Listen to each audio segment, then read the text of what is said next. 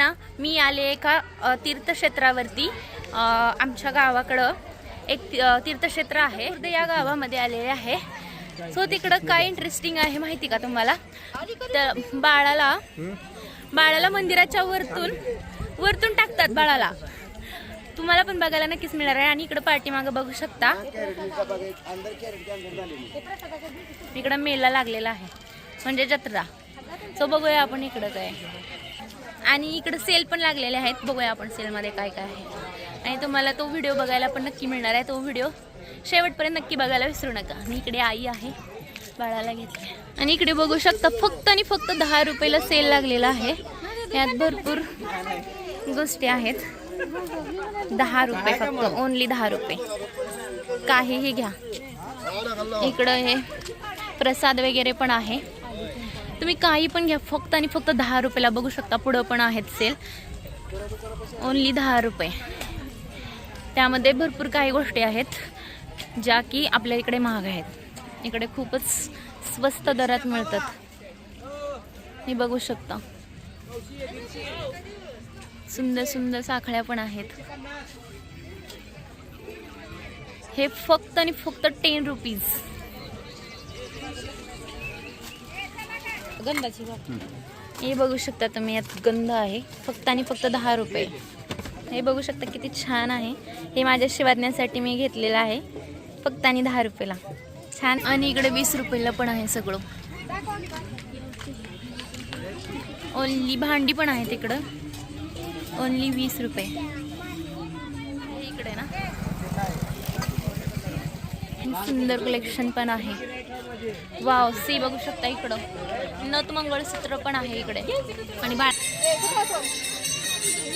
इकडे हे पाऊल वाटी पण आहे। हो माय गॉड, किती स्वस्त आहे ना सगळं इकडं। तर असं झालंय किती घेऊ आणि किती नाही, पण काहीच घेतलं नाही। बघितलं मित्रांनो किती स्वस्त आहे ना इकडं सगळं।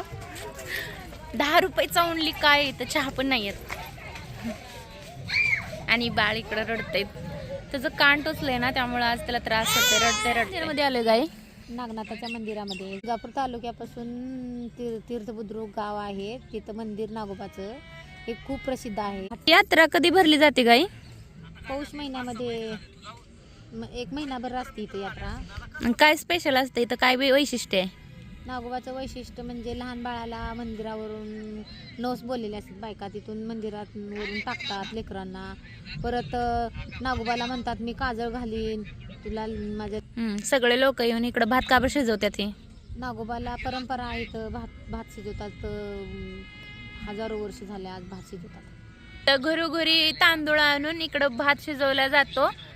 सगळं साहित्य इकडं आणून भात, अळणी भात आणि दही हा नैवेद्य नागोबाला दाखवला जातो। छोटे छोटे असल्यापासून बैलगाडी करून यायचो, बैलगाडीमध्ये बसून मामा बैलगाडी चालवायचं आणि आम्ही त्याच्यामध्ये बसून मज्जा करत यायचो। आणि ह्या पण हा जो सण आहे, म्हणजेच की ही जी यात्रा आहे ती महिनाभर साजरी केली जाते। जर रविवारी तर एवढी गर्दी असते ना, इथं थांबायला पण असं म्हणजे मिळत नाही, एवढी गर्दी असते इकडं। आणि आता आम्ही सोमवारी आलो ना, त्यामुळे थोडीशी गर्दी कमी आहे, तरी पण बऱ्यापैकी गजरा आहे। हा द्या ना, हा गजरा फक्त मी घेतलेला आहे, आर्टिफिशियल गजरा। हे बघा आता रडायची थांबलेली आहे, सगळीकडे बघत आहे। शिवाज्ञा कशी बघती? टेडी पण आहे तिकडे बाळासाठी। सो 101 कलेक्शन इकडे या जत्रेमध्ये जर वर्षाला हर प्रकारचे दागिने, खेळणी थोडे स्वस्त आणि स्वस्त मिळतात। सो त्यासाठी नाही का कुणी इथं पाया पडायला पण येतं आणि कुणी खरेदी करायला त्यासाठी पण येतं। बाळाला मंदिराच्या वरून टाकत होते तेव्हा अंगावर काटा येत होता। अरे बापरे, दृश्य बघून मी तर टेन्शनमध्येच आले। कोणाला बाळ होत नसेल तर येथे या देवाला मागून घेतात आणि नवस बोलला जातो, त्यामुळं हे बाळ असं वरून मंदिराच्या वरून खाली टाकलं जातं।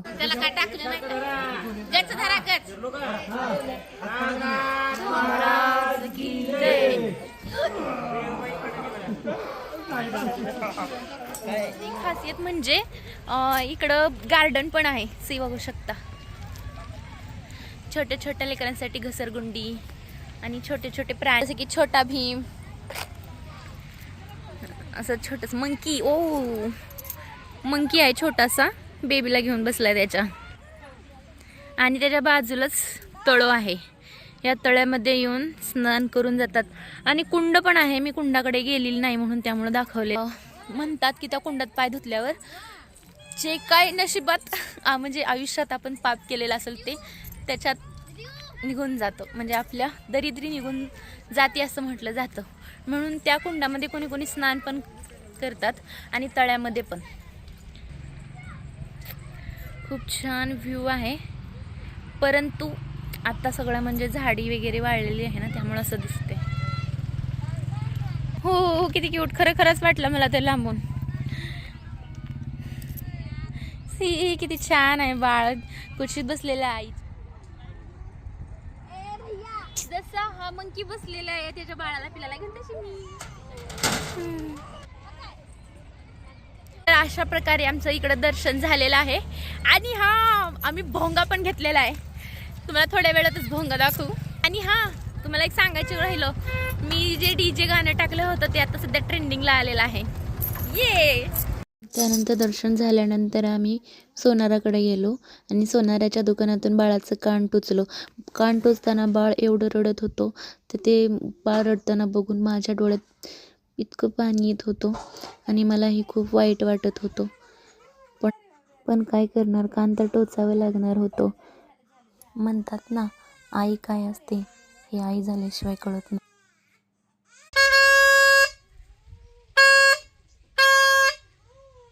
सबस्क्राईब करून टाका मग आपलं YouTube चॅनल स्वाती नन्नवरेला.